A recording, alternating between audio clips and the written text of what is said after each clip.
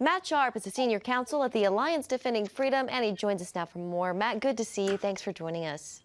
Thank you for having me. So what does the ERA actually do, and how could it change rights for women in the United States?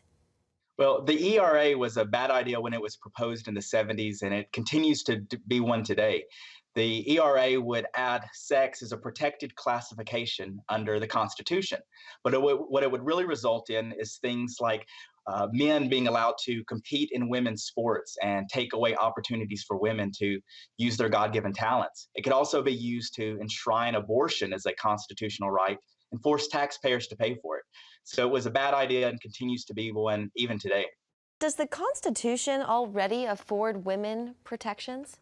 Well, I think we've got the Equal Protection Clause of the Constitution that ensures every American is treated equally under the law. And then we have numerous federal laws already on the books, such as Title IX and others that ensure women cannot be discriminated against. What the ERA is going to do is actually undermine some of those existing protections and erode the hard-fought gains women have made over the years. The first and second extensions for the ERA to be ratified expired decades ago. Still, over the last few years, there's been a tremendous push to get enough states to ratify it. Legally, Matt, is the ERA dead on arrival? Absolutely. The ERA is legally dead.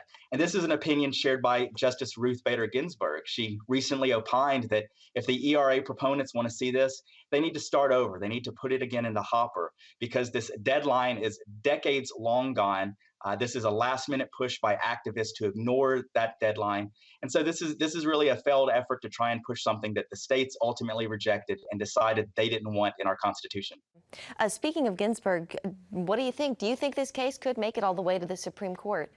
I think the other side is obviously very motivated. They're willing to ignore the deadlines.